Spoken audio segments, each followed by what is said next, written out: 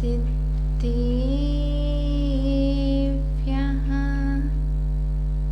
ॐ नमः सिद्धिभ्यः नमो वैरिहन्ताणं नमो सिद्धाणं नमो वैरियाणं नमो वज्रायाणं नमो लोये सविसाहुणं वन्दितु संविसिन्धि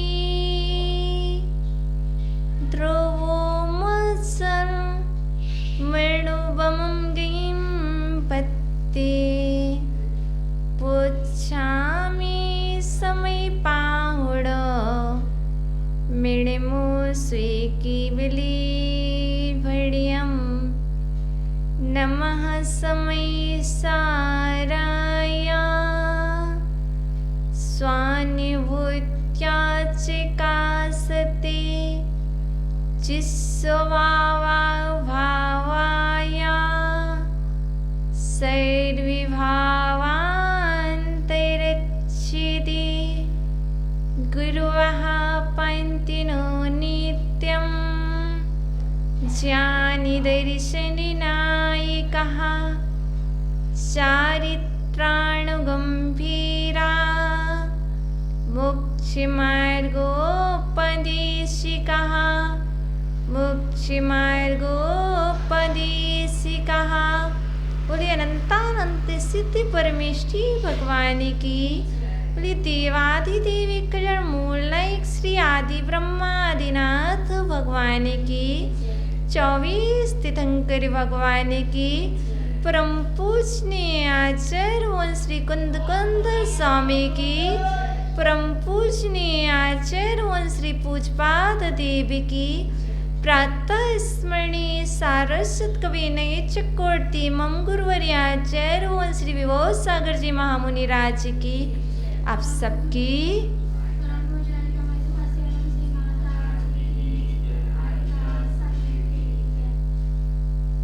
प्रिय आत्मन ही जिनेन्द्रवाणी आगमवाणी तीर्थंकरवाणी गुरुवाणी त्वमेव जयतो त्वमेव जयतो त्वमेव मम कंठ आगच्छतु आगच्छतु आगच्छतु। प्रिय आत्मन वह क्या है जो अकीर्ति को जन्म देती है, जो यश न फैलने दे, जिसकी जीवन में वह आ जाते हैं उनका जीवन पूर्ण तरह से नष्ट हो जाता है।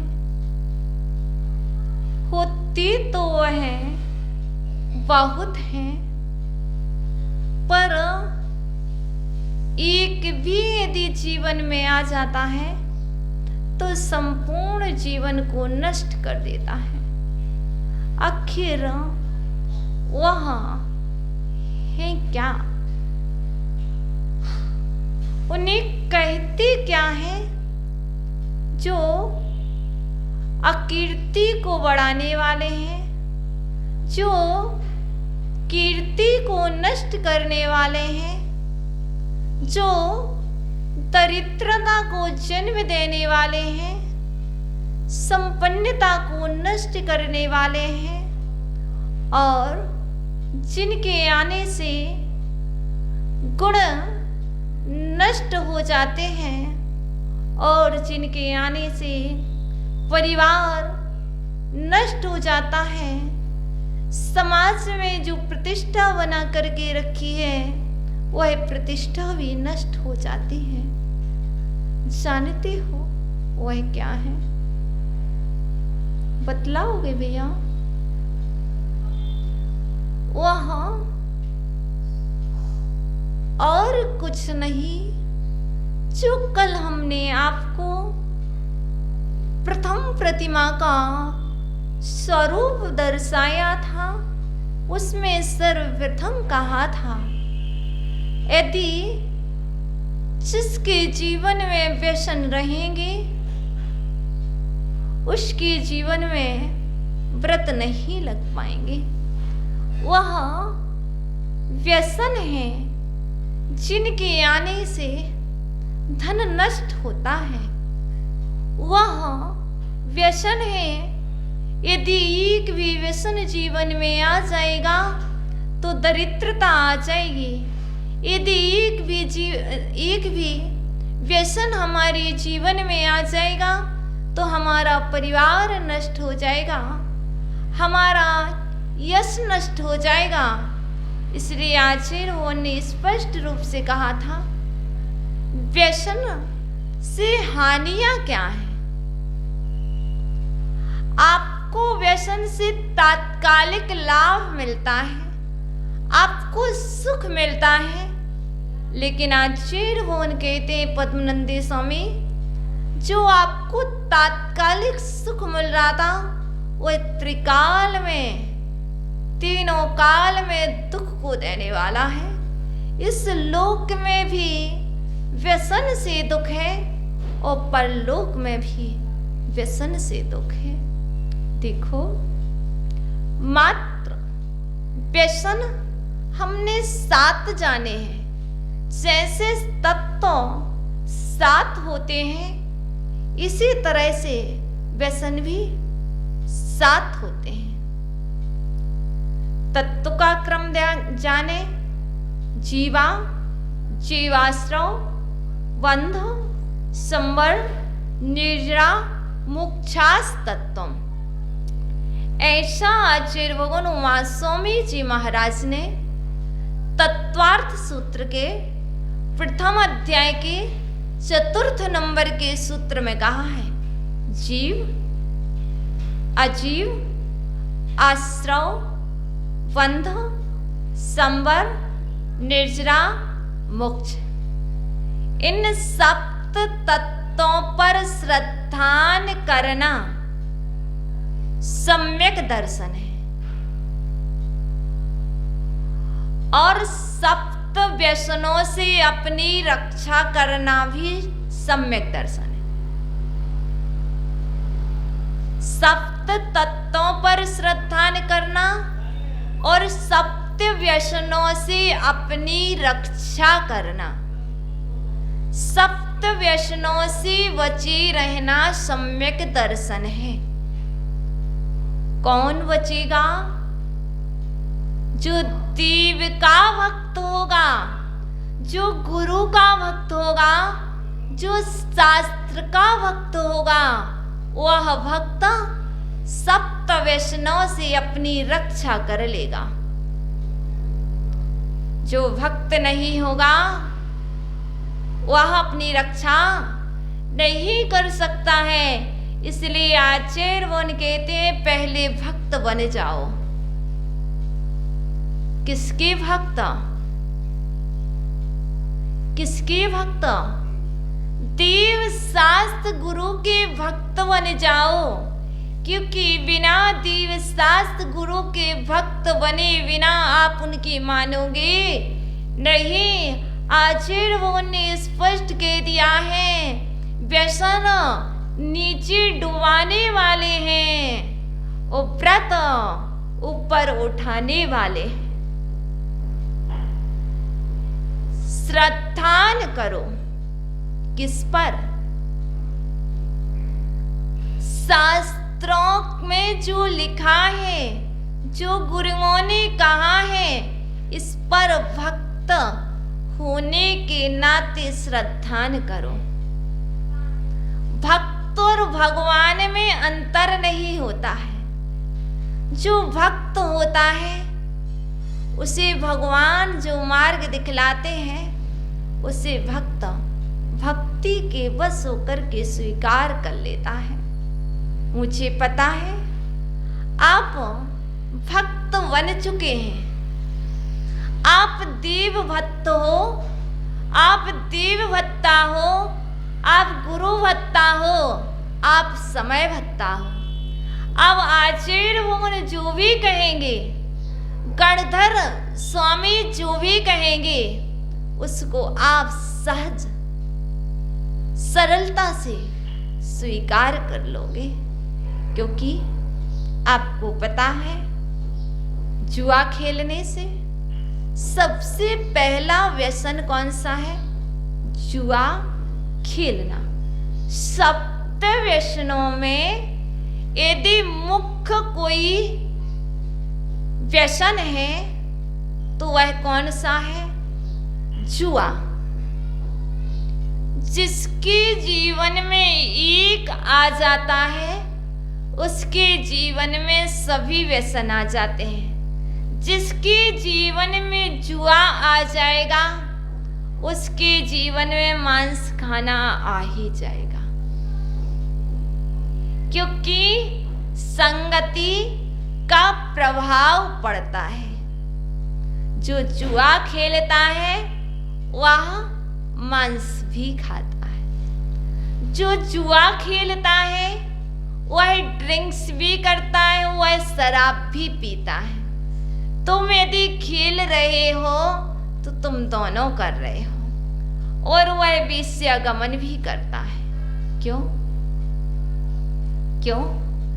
जब स्वयं की स्त्री, स्वयं की स्वामिनी रुष्ट हो जाती है जुआ खेलने से, तो वह दूसरी जगह चला जाता है और वह शिकार भी खेलने लगता है। क्यों? मुझे पैसा चाहिए। चोरी भी करने लगता है। कौन? जो जुआ खेलता है। जब पैसे नहीं बचते तो वह चोरी भी करने लगता है, और परस्त्री का सातवां व्यसन परस्त्री सेवन भी वह करने लगता है। सप्त व्यसनों में आचार्य पद्मनंदी स्वामी ने पद्मनंदी पंचविंशतिका में स्पष्ट कहा है, सबसे पहला मुख्य व्यसन है जो है जुआ खेलना। जिसके जीवन में एक आ जाएगा उसके जीवन में क्रम से वे सातों आ ही जाएंगे, और यह एक व्यसन भी आपको नरक ले जाने वाला है, दुखों को देने वाला है। देखो, जो जुआ खेलता है उस पर कोई विश्वास नहीं करता। जो जुआ खेलता है वह क्रोधी हो जाता है, वह लोभी हो जाता है, वह अपने परिवार से दूर चला जाता है। और तो और एक दिन वह भी आता है जब उसको अपने प्राण भी छोड़ना पड़ते हैं। आपको पता है, एक राजा था जिसने जुआ खेला था, तो वह प्रसिद्धि को प्राप्त हुआ है और अपने राज्य से भ्रष्ट हुआ है। आपको ज्ञात होगा वह कौन सा राजा था? यह दुष्ट नाम का राजा राज्य से भ्रष्ट हुआ था। क्यों? क्या कारण था जो उसे राज्य से भ्रष्ट होना पड़ा? मात्र एक ही दुर्गुण था कि वह जुआ खेलने में तत्पर रहता था, इसलिए राज्य भी छूटा, राज्य से भ्रष्ट भी हो गए। इसलिए भैया, जो बुद्धिमान है, जो सम्यक धीमान है, वह जुआ को हाथ नहीं लगाते हैं। आचार्य भगवान ने कहा है, पद्मनंदी स्वामी ने, दरिद्रता में रह लेना मर जाना अच्छा है भैया, दरिद्रता में जी लेना अच्छा है, मर जाना अच्छा है, रोगी होकर के दुखों को सहन कर लेना अच्छा है, लेकिन दुष्ट पुरुषों के साथ धन को कमाना और जुआ आदि के साथ खेल करके अपने जीवन को यापन करना अच्छा नहीं है। जो बुद्धिमान होंगे, जो सम्यक धीमान होंगे, जो देव और शास्त्र और गुरु के भक्त होंगे, वे कभी भी आंखें खुले हुए तो ठीक है, वह स्वप्न में भी जुआ को हाथ नहीं लगाएंगे। यदि तुम अपना हित चाहते हो तो आज संकल्प कर लो, कुछ भी हो जाए, प्राण चले जाएं, कल जाते थे आज चले जाएं, पर हम सप्त वैष्णव को हाथ नहीं लगाएंगे, क्योंकि ये सप्त व्यसन सप्तम नरक में ले जाने वाले हैं। इसलिए और जो इन सप्त व्यसनों से अपनी रक्षा कर लेता है, वह सप्तम गुण स्थान को प्राप्त हो जाता है। देखो, नीचे से ऊपर आ गई हो, अब पुनः ऊपर से नीचे मत जाना। यदि हो सके तो प्रयास ये करना, जहां हो यहां से ऊपर उठ जाए, ऊपर ना उठ सके तो कम से कम जहां है वहीं तो बने रहे। दूसरा व्यसन आता है, वह कौन सा है? मांस खाना। भैया देखो, जो देखने में अच्छा नहीं लगता, जिसे देख करके घृणा होती है, जिसे देखते ही आंखें बंद हो जाती हैं, वह कैसे खाया जा सकता है? भैया, जब आपके पिताजी या आपका पुत्र कुछ समय के लिए या देव योग से घर के बाहर जाता है और बहुत समय हो जाता है, वह वापस लौट कर के नहीं आ पाता है, तो आप बतलाओ आपको कैसा लगता है? आप कैसा प्रतीत करते हैं? और तो और ये माताएं अपना सिर पीट पीट करके रोने लगती हैं। क्यों? अभी तक नहीं आए, कहीं कुछ हो तो नहीं गया, क्या घटना घटी होगी, क्यों नहीं आए? और हम जिस परिवार के अंग को अपनी जिह्वा इंद्री के लिए उसके परिवार को ही खा रहे हैं। देखो, आचार्य भगवान कहते हैं, कभी भी तुम्हें सुख नहीं मिल सकता, तुम्हें शांति नहीं मिल सकती। तुम्हारे लिए हम नहीं कह सकते तुम्हारे लिए कौन सी गति होगी। आचार्य भगवान कह रहे, मैं सक्षम नहीं हूं आपको बतलाने में क्या होगा। इसलिए ध्यान रखना,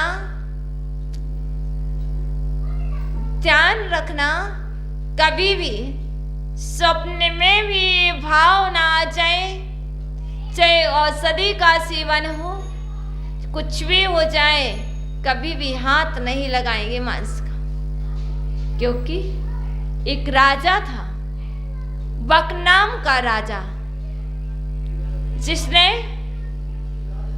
मांस का त्याग नहीं किया था।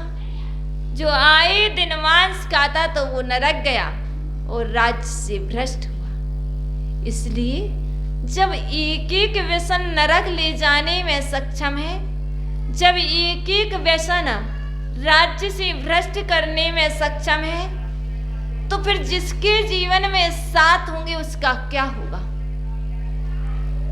और आगे आता है तीसरा व्यसन, जो क्या है? शराब पीना, अर्थात मद्य पीना। शराब देखिए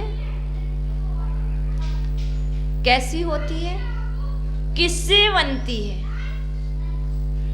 सुना है महुआ को सड़ा करके शराब बनती है। देखो, जो शराबी होता है, जो मद्य का सेवन करता है, वह अपनी माँ को भूल जाता है, वह अपनी पत्नी को भूल जाता है और अपनी पुत्री आदि को भी भूल जाता है। वह कभी नशे में आकर के अपनी माँ को अपनी पत्नी समझ लेता है। आचार्य बोन कहते इसमें भी कोई दोष नहीं है, ये भी कोई बात नहीं, चलो माँ को कुछ समझ लिया। लेकिन इससे बड़ी बात तो यह है, जब वह शराब के नशे में होता है और जब वह चल चल कर आता है, क्या होता है? कहीं नाली में गिरता है, कहीं कीचड़ में गिरता है, कभी स्वान उसके मुख में 1 नंबर करते हैं, कभी कोई पिग क्या करते हैं और उसको वह आनंद मना करके ग्रहण करता है। सोचो, आचार्य भगवान कहते हैं जिसके जीवन में यह मद्य रूपी व्यसन आ जाएगा, उसका परिवार नष्ट हो जाएगा। क्यों? देखो, वह मद्य बनती किससे है? महुआ से बनती है। भैया, आपने महुआ का पेड़ देखा? देखा? नहीं देखा? हमने देखा। जब भी गर्मी के मौसम में मार्च अप्रैल में महुआ आते हैं, उसमें एक भी पत्ता नहीं रहता। महुआ आने के पहले अपने सारे के सारे परिवार को नष्ट कर देता है। देखा माँ आपने? जब भी वृक्ष में महुआ रूपी फल आता है, तब उसके सारे के सारे पत्ते झड़ जाते हैं। ऐसे ही आचार्य उन कहते हैं, जब यह वृक्ष के पत्ते झड़ जाते हैं और जब उससे बनी हुई शराब रूपी व्यसन जिसके जीवन में आएगा, उसका परिवार का परिवार ही नष्ट हो जाएगा। वृक्ष हरा भरा होता है, लेकिन जैसे ही महुआ आते हैं भैया, उसी क्षण उसके पत्ते सारे हट जाते, एक भी पत्ता शेष नहीं बचता वृक्ष में। इसलिए वह इतने जब अपने परिवार को नष्ट कर सकते हैं, तो उसको पीने वाले का भी हरा भरा खुशहाल सा परिवार भी उसका नष्ट हो जाता है और भ्रष्ट हो जाता है। इसलिए कभी भी शराब को मत हाथ लगाना। देखो, यदुवंशी राजा के पुत्र कहाँ पर? द्वारिका में। यदुवंशी राजा के पुत्रों ने शराब को हाथ लगाया था, शराब को पिया था, तो क्या हो गए थे? नष्ट हो गए थे। यदि तुम भी नष्ट होना चाहते हो, तुम भी पथ से भ्रष्ट होना चाहते हो, तो लगाओ हाथ। यदि पथ से भ्रष्ट नहीं होना है, नष्ट नहीं होना है, तो आज ही त्याग कर दो, क्योंकि जो भगवान बनने वाला होता है वह इन व्यसनों को त्याग कर देता है। जो अपना हित करने वाला होता है वह भी इनका त्याग कर देता है। अब आता है कौन सा व्यसन? वेश्या गमन। कौन था वह?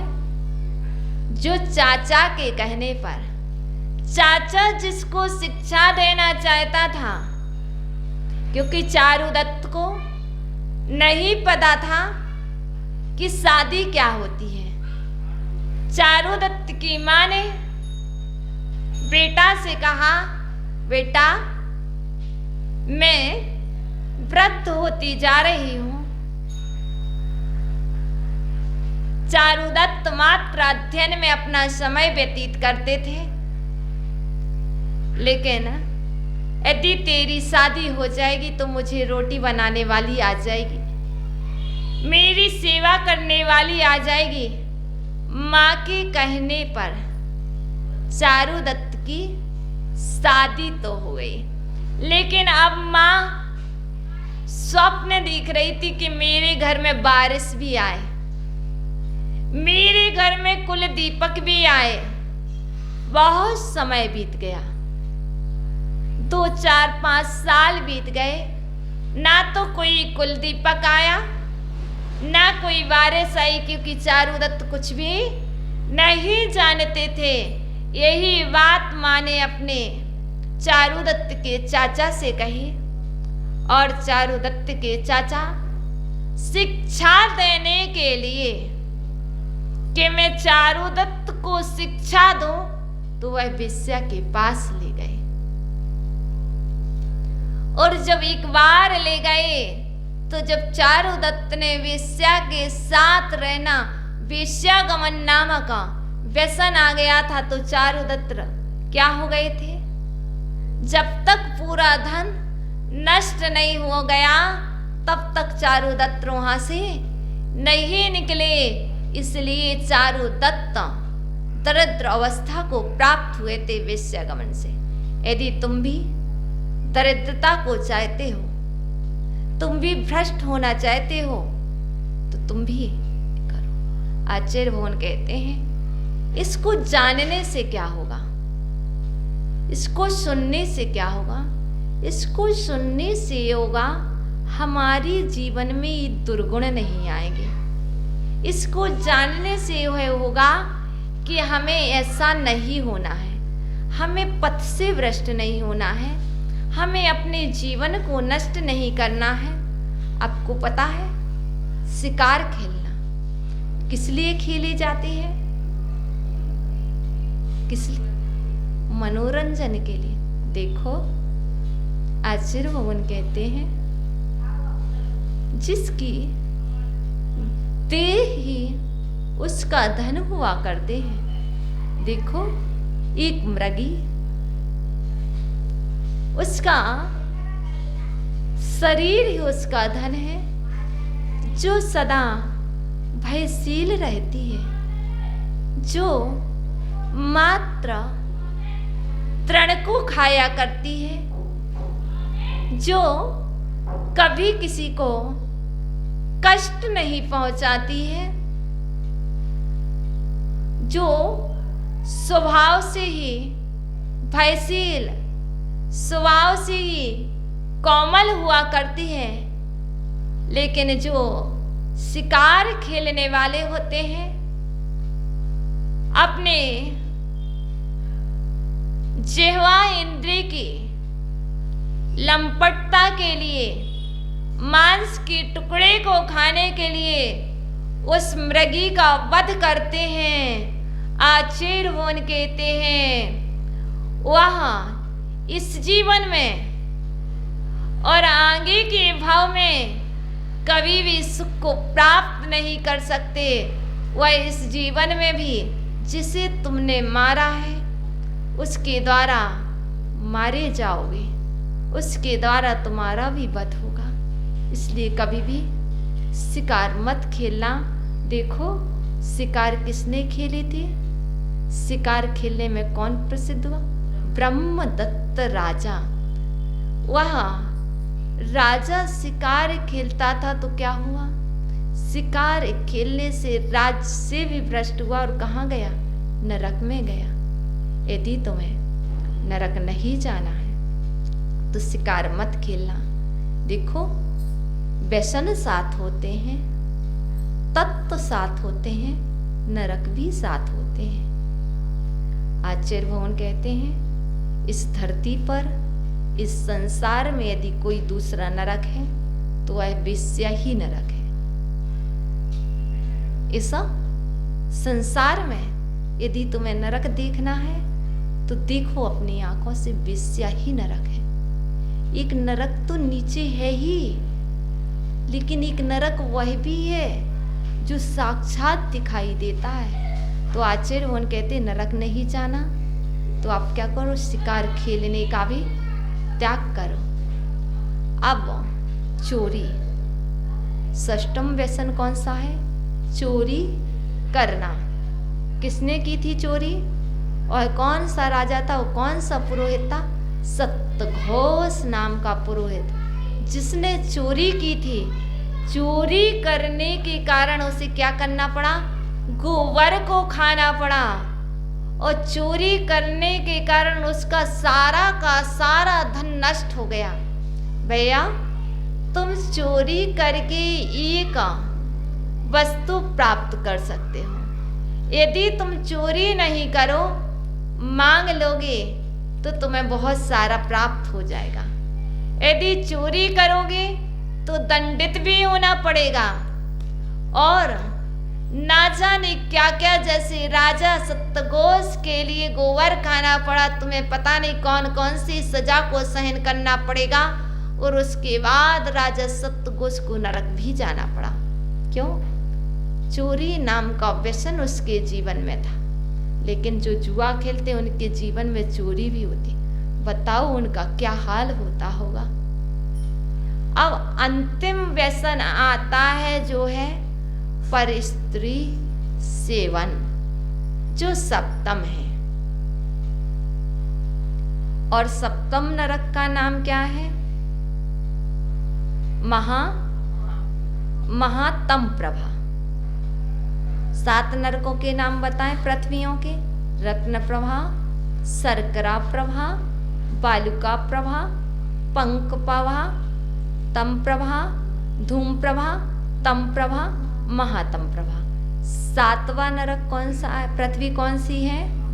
महातम प्रभा। और सप्तम व्यसन कौन सा है? कौन सा है? परस्त्री सेवन। और सप्तम गुण स्थान कौन सा है? अप्रमत्त। अप्रमत्त, जहां पर प्रमाद नहीं है, वो अप्रमत्त गुण स्थान। और सप्तम पृथ्वी नरक, और सप्तम व्यसन। जो सप्तम व्यसन अर्थात परस्त्री सेवन का त्याग कर देगा, वह अप्रमत्त नामक गुण स्थान को प्राप्त कर लेगा। और जो सप्तम व्यसन से अपने जीवन को श्रृंगारित करेगा, अपने जीवन में लाएगा, वह सप्तम नरक को प्राप्त होगा। देखो कौन था, सेवन किया हो या ना किया हो, भाव भी रखे हैं, वह है रावण, वह है दशानन, जिसने परस्त्री सेवन नहीं किया, लेकिन परस्त्री सेवन का भाव रखा। सीता माँ का हरण किया, लेकिन सेवन क्यों नहीं कर पाया? क्योंकि उसका प्रण था, जो स्त्री मुझे नहीं चाहेगी, हम उसके साथ क्या नहीं करेंगे? उसको स्वीकार नहीं करेंगे। तो सीता मैया नहीं चाहती थी, तो वह उसको स्वीकार नहीं कर पाया, लेकिन हर के तो ले गया। बार बार उसको कहा तो गया, तू मुझे स्वीकार कर ले, तुझे मैं पटरानी बनाऊंगा, सब कुछ करूंगा, लेकिन नहीं किया ना। कहाँ जाना पड़ा? कौन से नरक में? तीसरे नरक में। क्यों जाना पड़ा?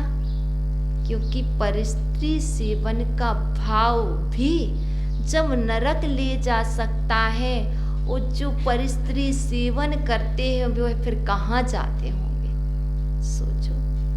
आचार्य भगवान कहते हैं यह है कुसंस्कार, यह है जन्म जन्मांतर के द्वारा किए गए पापों के संस्कार, जो वर्तमान में इस तरह के कुसंस्कारों को जन्म देते हैं।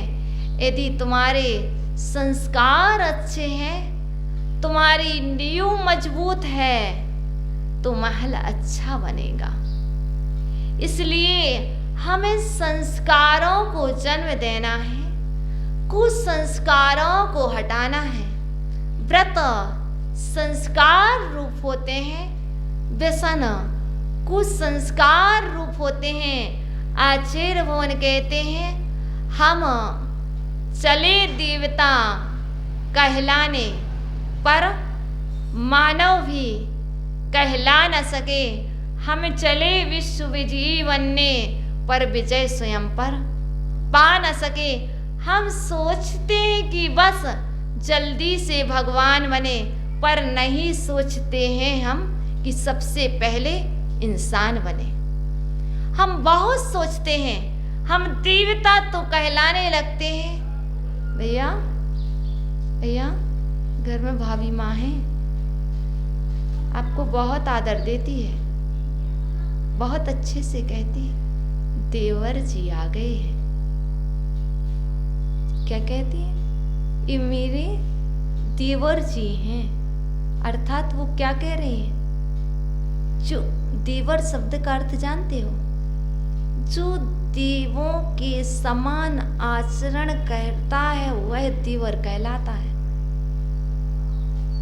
इसलिए यदि जो आपको आदर दिया जा रहा है, सम्मान दिया जा रहा, तो उस समय सोचते रहने मेरा आचरण देवताओं के समान है कि नहीं। इसलिए आचार्य उन कहते हैं कि आप देवता कहलाने के लिए तो चल रहे हो, पर मानव तो बन जाओ। पहले अच्छी तरह मानव तो कहलाने लगो कि मैं मनुष्य हूं। आप चाहते हो मैं विश्व में विजयी बनूं, लेकिन उस पे पहले स्वयं पर विजय को प्राप्त करो, अपनी इंद्रियों पर विजय को प्राप्त करो। जब तक इंद्रियों पर विजय नहीं होगी तब तक आप विश्व विजयी नहीं बन पाओगे। आप सोचते हो कि बस जल्दी से भगवान बने, लेकिन आचार्य कहते इससे पहले सबसे पहले यह सोचो कि मैं सबसे पहले इंसान बन जाऊं। इंसान बने बिना भगवान नहीं बना जा सकता है। मुझे पहले अच्छा इंसान बनना होगा। आज हम कहते हैं कि हम सभी भगवान आत्माएं हैं। हम पहले इंसान बनेंगे। हम भगवान आत्माएं हैं, पहले हमें अच्छे इंसान बने, इसके बाद हम भगवान बनेंगे। एक बार की बात है, एक बार की बात है, क्या आपको पढ़ा होगा आपने सोशल साइंस में? राष्ट्रपति अब्दुल कलाम से पूछा कि आप बताओ आपको किस बात का गर्व है। भैया, राष्ट्रपति अब्दुल कलाम से पूछा, आप बतलाइए आपको किस बात का गर्व है? क्या आपके लिए राष्ट्रपति होने का गर्व है? अब्दुल कलाम बोले नहीं। पुनः पूछा, क्या आप भारतीय हो, इसका आपको गर्व है? राष्ट्रपति अब्दुल कलाम बोले, मैं भारतीय हूं, मुझे इसका भी गर्व नहीं है। मैं राष्ट्रपति हूं, मुझे इसका भी गर्व नहीं है। तो पुनः कहा, तो क्या आप मुस्लिम हो, आपको इसका गर्व है? राष्ट्रपति अब्दुल कलाम बोले, मैं मुस्लिम हूं, मुझे इस बात का भी गर्व नहीं है। तो फिर किस बात का गर्व है? आप एक साइंटिस्ट, वैज्ञानिक हो, तो क्या आपको इसका गर्व है? राष्ट्रपति अब्दुल कलाम बोले, ना तो मुझे राष्ट्रपति होने का गर्व है, ना ही मुझे भारतीय होने का गर्व है, ना मुझे मुसलमान और साइंटिस्ट होने का गर्व है। मुझे इस बात का गर्व है कि मैं एक अच्छा इंसान हूं। मुझे इस बात का गर्व है। आप राष्ट्रपति बन पाओ ना बन पाओ कोई बात नहीं, आप एक अच्छे इंसान बन जाओ। यदि अच्छे इंसान होगे तो सब कुछ अच्छा होगा। हम कहते हैं हम भारतीय हैं, मुझे इस बात का गर्व है। नहीं, मैं एक बहुत अच्छा इंसान हूँ, मैं सच्चा इंसान हूँ, इसलिए मुझे इस बात का गर्व है। क्योंकि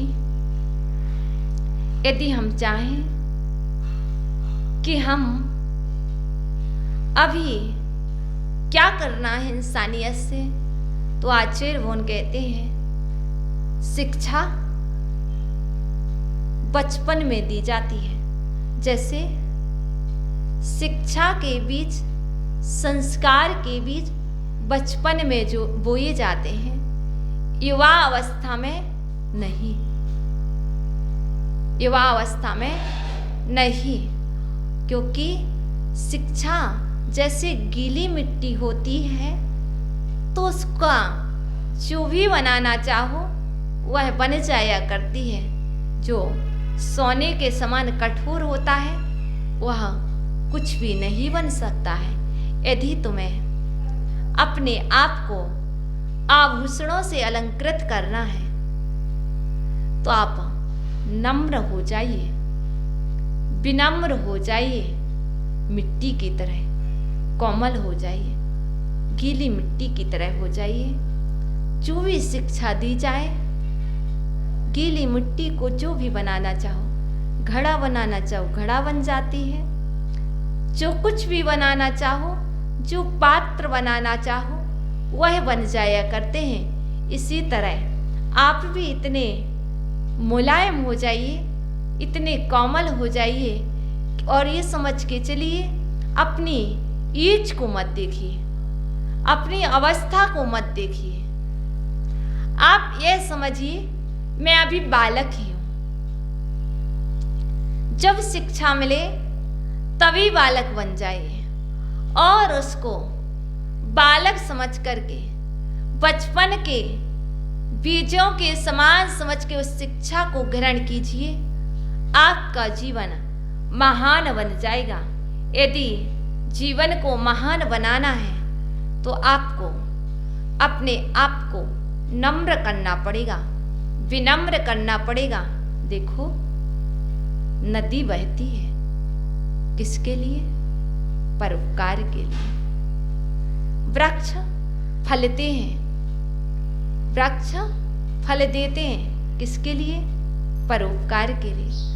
नदी अपना पानी नहीं पीती, वृक्ष अपने फल नहीं खाती। और हमें शिक्षा लेना है प्रकृति के कण कण से। आपने प्रेयर सुनी? नदियन पी कभी अपना जल, वृक्ष न खाए कभी अपनी फल, अपनी तनिका मनिका धनिका, दूजों को दे जो दान है, वो सच्चा इंसान है, इसी धरती का भगवान है। कौन? जो परोपकार के लिए जीता है। नदी स्वयं अपना जल नहीं पीती, बहती है नदी परोपकार के लिए। वृक्ष फल स्वयं नहीं खाते पर दूसरों को देते हैं। और हमारा जन्म कितने दिन के लिए हुआ, कितने समय के लिए इस धरती पर आए हो? पूज्य गुरुवर कहते हैं एक दिन के लिए नहीं, 2 दिन के लिए नहीं, मात्र 50 वर्षों के लिए तुम इस भूतल पर नहीं आए हो। वह करके जाओ जो शाश्वत अजर अमिट बन जाए। देखो, गेहूं देखा होता है, गेहूं को भी 100 दिन तक धूप में खड़ा रहना पड़ता है, तब कहीं जाकर के वह गेहूं अच्छी तरह से आपके कोषागृह में आता है। और आप, हम कहते हैं हम खड़े नहीं रह सकते, हम कहते हैं हम झुक नहीं सकते, हम सर्दी सहन नहीं कर सकते, हम गर्मी सहन नहीं कर सकते, हम बरसात सहन नहीं कर सकते। आचार्य उन कहते हैं प्रकृति के एक कण से शिक्षा को लो। जब शिक्षा को लोगे तो जीवन महान बनेगा। तुम्हें महान बनना है तो इसके पहले एक इंसान तो बन जाओ, भगवान बनना है। हम सभी भगवान आत्माएं हैं, क्योंकि शिक्षा तो ईंट के समान है और संस्कार सीमेंट के समान है। लेकिन हमें नींव में क्या बनना है, कौन से पत्थर बनना है? हमें तप के पत्थर बनना है, हमें त्याग के पत्थर बनना है। जब तक हमारे जीवन में तपस्या नहीं होगी, हमारे जीवन में त्याग नहीं होगा, तो हमारा जो नींव है वह मजबूत नहीं होगी। अपनी नींव को मजबूत बनाना है। तो आचार्य वन कहते तप और त्याग के पत्थर भरिए। हम मात्र देखते हैं, क्या देखते हैं कि मेरे कौन शत्रु हैं, मेरे कौन मित्र हैं। भैया बता दो, आपके कितने शत्रु हैं? बता दो, एक की दो, बता दो। अच्छा ये बात बता दो, आपके कितने मित्र हैं? कितने हैं? पता नहीं, बहुत होंगे।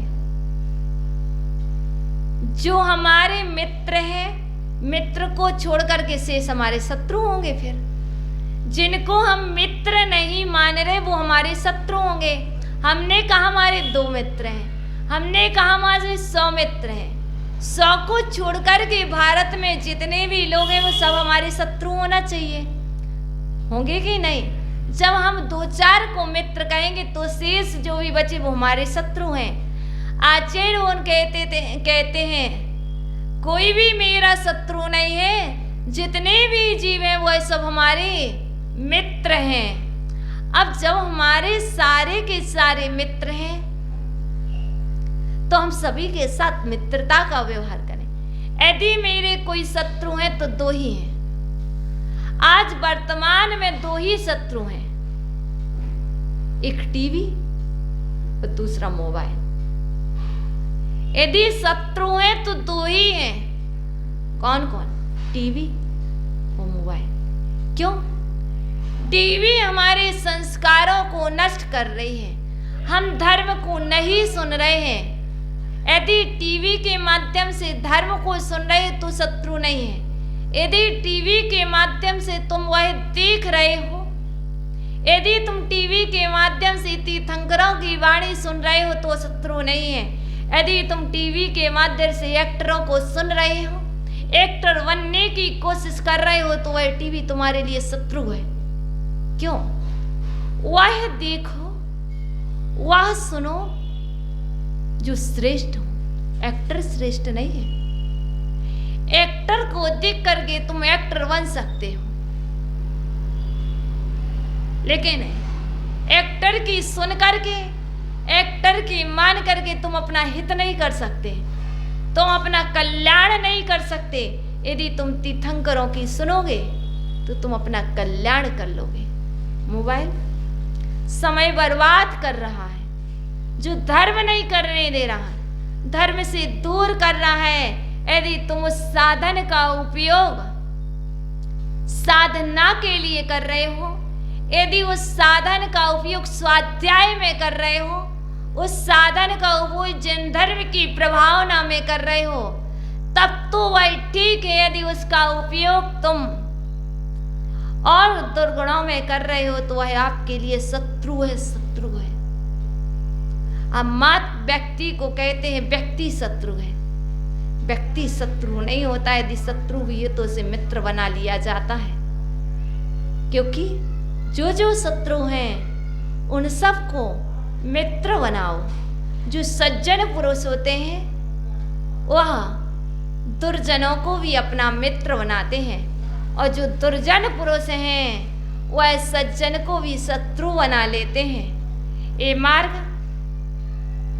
मार्ग मित्रता का मार्ग है। ये संस्कार, ये आगम मित्रता का मार्ग है।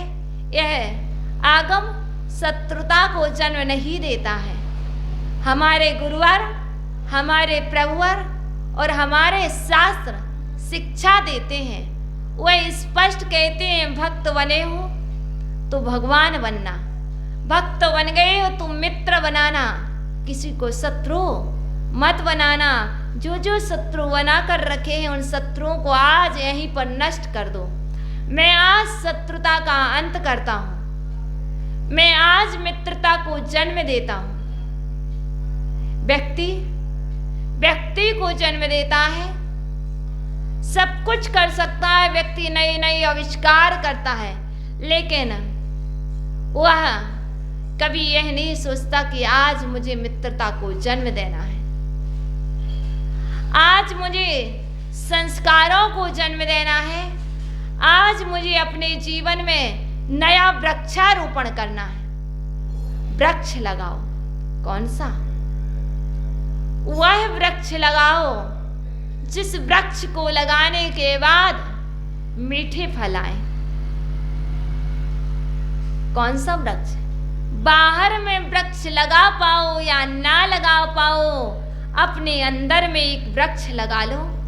देखो भैया, यदि वृक्ष अच्छा लगेगा तो फल भी अच्छे आएंगे। मीठा वृक्ष लगाया है तो मीठे फल आएंगे, और कड़वे वृक्ष लगाए हैं तो कड़वे ही फल आएंगे। आचार्य वन कह रहे हैं हवा तो चलेगी ही चलेगी, हवा तो चलेगी ही चलेगी। यदि तुम्हें अपने दीपक को बचा कर के रखना है, आपने दीपक को प्रज्वलित किया है, तो हवा से क्या करो, कुछ आवरण लगा लो। क्या करते, जब हवा चलती है तो दीपक को हाथ लगा लेते कि मेरा दीपक बुझ ना जाए, या फिर क्या करते हैं उसमें एक चिमनी लगा देते, कांच लगा देते। क्यों? कहीं मेरा दीपक हवा के झोंके से बुझ ना जाए।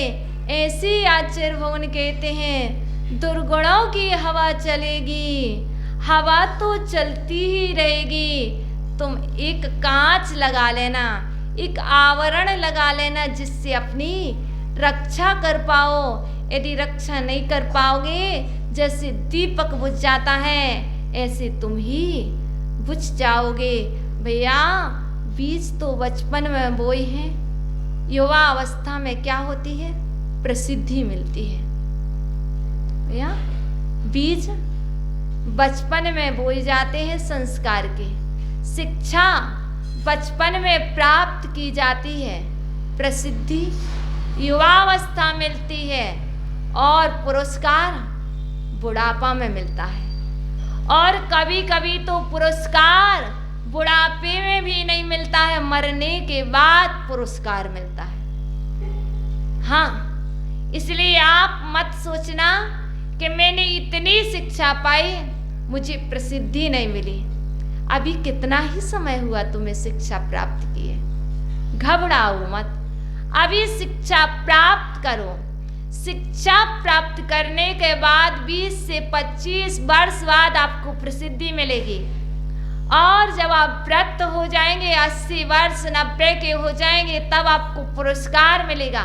तब भी ना मिल पाए तो जब आपका समाधि मरण हो जाएगा, आपका मरण हो जाएगा, उसके बाद आपको पुरस्कार मिलता है। जैसे कि लोग कहते हैं उन्होंने बहुत कुछ किया, सामने उन्हें पुरस्कार दिया हो या ना दिया हो, लेकिन चले जाने के बाद उनको पुरस्कार मिला करता है। इसलिए हमें भी अपने जीवन में वह करना है जो कभी नहीं किया।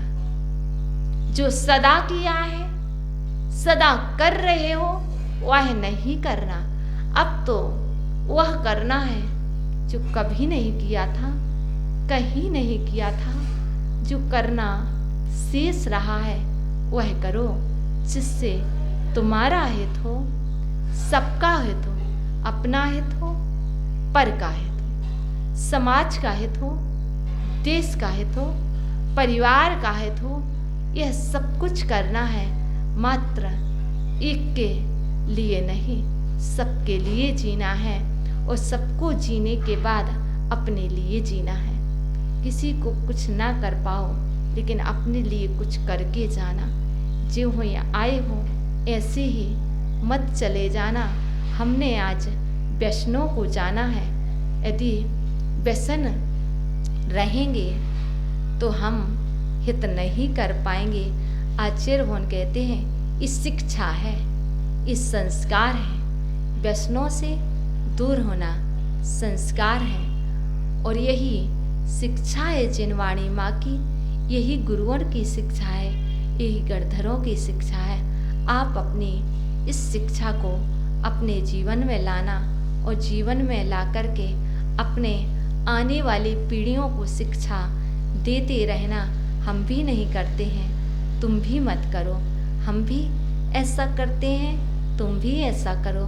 देखो, कल एक छोटी सी बालिका क्या कह रही थी, दादी चूहे को पिंजरे में रखना पाप है, लेकिन चूहे को कुछ समय के लिए पिंजरे में रखना पाप नहीं है, ऐसा कर सकते। लेकिन चाहे थोड़े समय को रखो, चाहे बहुत समय को रखो, पाप तो पाप ही है। लेकिन उसने जो देखा था वह उसने कहा था, क्योंकि उसकी दादी ने कुछ समय के लिए चूहे को पिंजरे में रख लिया था। तो वो कह रही थी, दादी आपने कुछ देर को पिंजरे में चूहे को बंद किया था ना, इसलिए तो हम कह रहे हैं कि चूहे को कुछ समय के लिए पिंजरे में रखना पाप नहीं है।